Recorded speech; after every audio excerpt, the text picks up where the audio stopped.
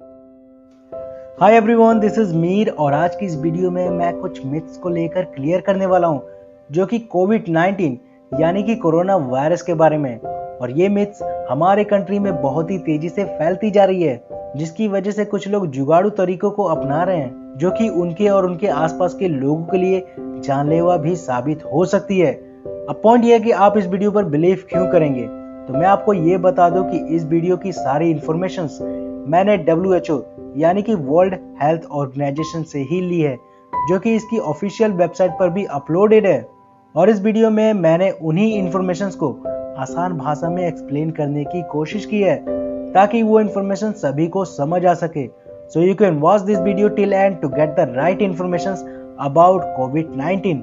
तो इस वीडियो को स्टार्ट करते हैं इसके सबसे बेसिक इंफॉर्मेशन से, जिसके बारे में सभी को पता होना चाहिए, एंड दैट इज कि जब तक ये वायरस पूरी तरह से खत्म नहीं हो जाता तब तक हमें किसी भी बीमार या इन्फेक्टेड पर्सन से कम 1.5 मीटर की दूरी बनाए रखनी चाहिए, क्योंकि ये वायरस इतना हैवी है कि अगर कोई इन्फेक्टेड पर्सन खांसता है या छींकता है तो ये वायरस लगभग 1 मीटर की दूरी हवा में ट्रेवल कर सकते हैं और उसके बाद ये डायरेक्ट सरफेस पर आ जाते हैं। तो इसीलिए अकॉर्डिंग टू WHO कम से कम किसी भी इंसान को 1.5 मीटर की दूरी बनाए रखनी चाहिए।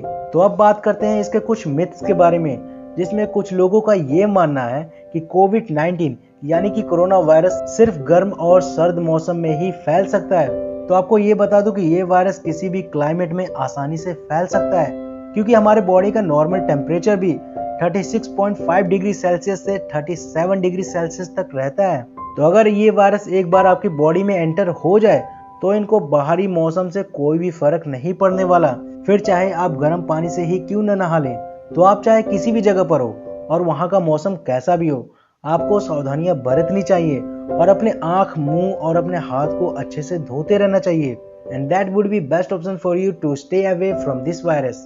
मिथ नंबर 2, कोरोना वायरस मच्छरों के काटने से नहीं फैल सकता है। तो आपको ये बता दूं कि अभी तक ऐसा कोई सबूत नहीं मिला है और ना ही ऐसी कोई जानकारी मिली है जिससे कि ये साबित हो सके कि कोरोना वायरस मच्छरों के द्वारा फैलाया जा सकता है या नहीं। अभी तक इस वायरस के फैले जाने का सिर्फ एक ही तरीका सामने आया है और वो ये है कि किसी भी इन्फेक्टेड पर्सन के क्लोज कांटेक्ट में जाने से।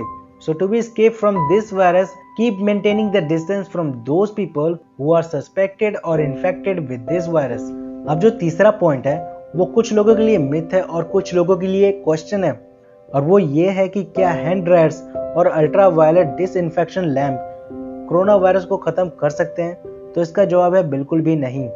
हैंड ड्रायर्स कोरोना वायरस को खत्म नहीं कर सकते हैं और ना ही हमें अपने स्किन पर अल्ट्रावायलेट लैंप्स का यूज करना चाहिए, क्योंकि इससे स्किन इन्फेक्शन होने के खतरे बढ़ जाते हैं। तो जब भी आप अपने हाथों को अच्छे से धो लें तो उनको सुखाने के लिए किसी साफ टॉवल से पोंछ लें या किसी गर्म हवा में सुखा दें।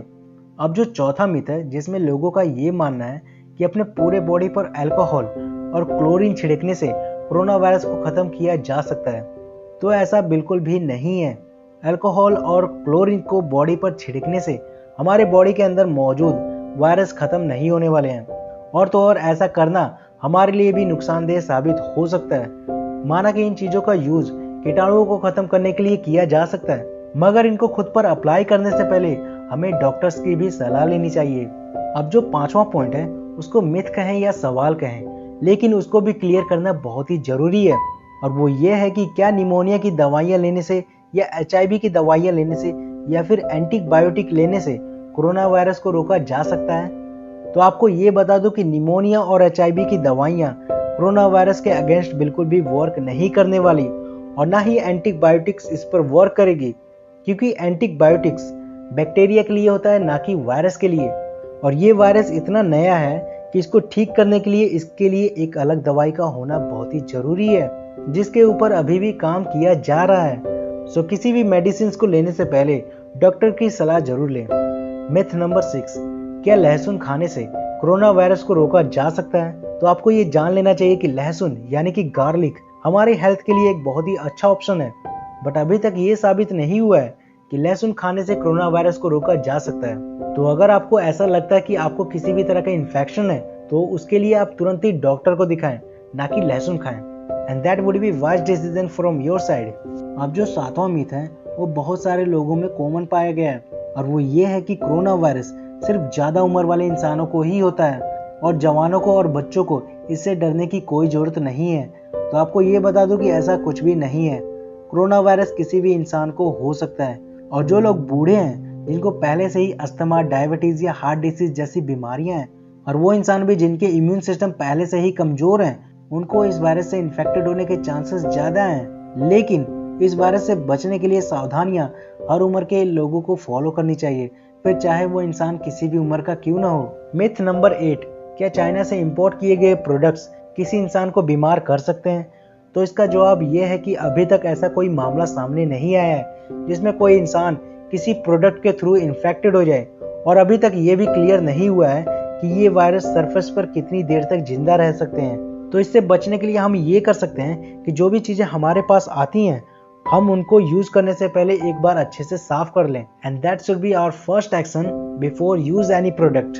मिथ नंबर 9, क्या फेस मास्क पहनने से हमें कोरोना वायरस नहीं हो सकता? तो आपको ये बता दूं कि ये बात भी पूरी तरह से सच नहीं है, क्योंकि ज़्यादातर लोग जिस टाइप के मास्क का यूज कर रहे हैं वो बहुत ही हल्का और बहुत ही लो क्वालिटी का होता है, जो कि WHO के अकॉर्डिंग बिल्कुल भी रिकमेंडेड नहीं है, क्योंकि वो मास्क चेहरे पर अच्छे से फिट नहीं होता है, जिसकी वजह से अगर कोई इन्फेक्टेड पर्सन उनके सामने आकर छींक दे तो उन छींक की बूंदों को वो मास्क पूरी तरह से ब्लॉक नहीं करता है, जिसकी वजह से कुछ बूंदें उनके चेहरे पर भी रुक सकती हैं। इवन ये वायरस उनके आइज के थ्रू भी उनकी बॉडी में एंटर कर सकती है, जो कि किसी भी इंसान को इन्फेक्टेड बनाने के लिए काफ़ी है।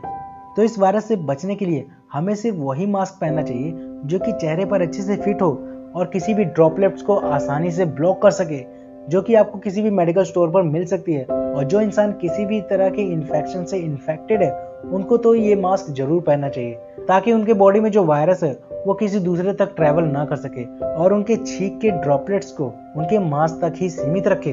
तो इसीलिए हर किसी को सिर्फ वही मास्क पहनना चाहिए जो कि डॉक्टर के द्वारा रिकमेंडेड हो, जो कि आपको मेडिकल स्टोर पर मिल सकती है।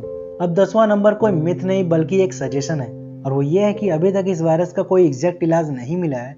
तो इससे बचने के लिए हर किसी को खुद से ही कुछ सावधानियों को बरतने की जरूरत है, जैसे कि अपने हाथ और अपने फेस को अच्छे से दिन में 3 से 5 बार धोते रहें और किसी भी अल्कोहलिक बेस्ड सैनिटाइजर का यूज करें, जिसमें अल्कोहल की मात्रा लगभग 60 से 70% तक होनी चाहिए। और अगर आपको ऐसा लगे कि आपके आसपास में कोई इंसान या आप खुद किसी भी तरह के इन्फेक्शन के कांटेक्ट में आते हैं, तो तुरंत डॉक्टर को जरूर दिखाएं, क्योंकि एक सही फैसला आपकी और आपके आसपास के लोगों की जान बचा सकता है। तो इस वीडियो में बस इतना ही। तो अगर आपको ये वीडियो पसंद आए तो इस वीडियो को आप लाइक करें या ना करें, बट इन इन्फॉर्मेशन को जहां तक हो सके वहां तक शेयर जरूर करें।